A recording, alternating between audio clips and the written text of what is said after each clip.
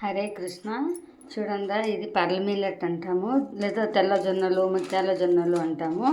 ఇది వచ్చేసి నేను 10 to 12 అవర్స్ నానబెట్టినాను. నేను వచ్చేసి ఈ గ్లాస్ అంతా మెజర్మెంట్ తీసుకొని 3 గ్లాసెస్ అంతా జొన్నలు బాగా 3-4 టైమ్స్ అంతా క్లీన్ చేసుకొని కడిగేసి నానబెట్టినాను. ఇప్పుడు వచ్చేసి పిండి వేసుకున్నాను మిక్సీలో. అది గ్రైండర్లో అవ్వదు కాబట్టి మిక్సీలో వేసుకున్నాను. ఇప్పుడు చూపించిన గ్లాస్లో 1/2 గ్లాస్ అంతా అటుకులు, 1/2 గ్లాస్ అంతా ఉద్దిపప్పు అంతా నానబెట్టేసుకొనేసి అంతా మిక్సీ పెట్టుకునేసి దోశ పిండి మాదిరి రెడీ పెట్టుకుంటాను. ఈ జొన్నలు మనకి ఎంతో హెల్తీనండి. ఫుల్ రిచ్ ఫైబర్ ఉంటుంది. మిల్లెట్ కాకపోతే హెల్తీగా ఉంటుంది. ఇప్పుడు జొన్నలు అంతా గ్రైండ్ చేసింది అయిపోయింది. ఇప్పుడు ఉద్దిపప్పును గ్రైండ్ చేసేసిందాను. నెక్స్ట్ అటుకులు చేస్తాం. చూడండి, అటుకులు గ్రైండ్ అయిపోయింది, ఉద్దిపప్పు అంతా గ్రైండ్ అయిపోయింది. ఇప్పుడు ఎవరన్నా కానీ వాళ్ళ చేతి రుచి బాగుంది, వాళ్ళ చేయి వంట బాగుంది, వాళ్ళది ఇది బాగుంది అంటారు కదా.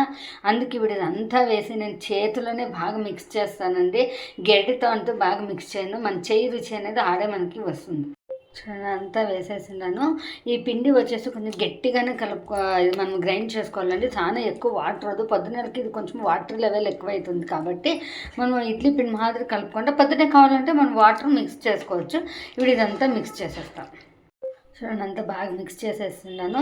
ఈ పిండి లెవెల్ వచ్చేసి ఈ కన్సిస్టెన్సీలో ఉంటే చాలు. పొద్దునేగా వాటర్ ఎక్కువైపోతుంది కాబట్టి ఇప్పుడు చాలా నీళ్ళుగా వద్దండి. పొద్దునే కావాలంటే ఇప్పుడు వాటర్ మిక్స్ చేసుకోవచ్చు. ఇది ఓవర్ నైట్ ఫర్మెంటేషన్ అయ్యేదానికి ఇడిచిపెట్టేస్తాం. నిన్న రుబ్బి పెట్టుకొని ఉండే జొన్న దోశ పిండి చూడండి ఎంత బాగా ఫర్మెంట్ అయిందో. చాలా బాగా అయింది చూడండి, చాలా నీట్గా అయింది. ఇప్పుడు బాగా క్లీన్గా మిక్స్ చేసుకుంటాం.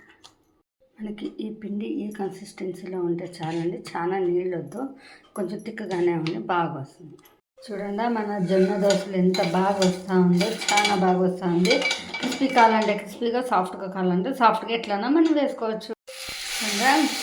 జొన్న దోశలు చాలా హెల్తీగా, ఫైబరు, ఐరన్ అంతా రిచ్గా ఉండే మన పర్లు ముక్క జొన్న దోశలు రెడీగా ఉంది. క్రిస్పీగా ఉండే జొన్న దోశ జతకి పల్లీ చట్నీ మనం ఏమైనా చేసుకోవచ్చు, బట్ పల్లీ చట్నీనో బాగుంటుంది.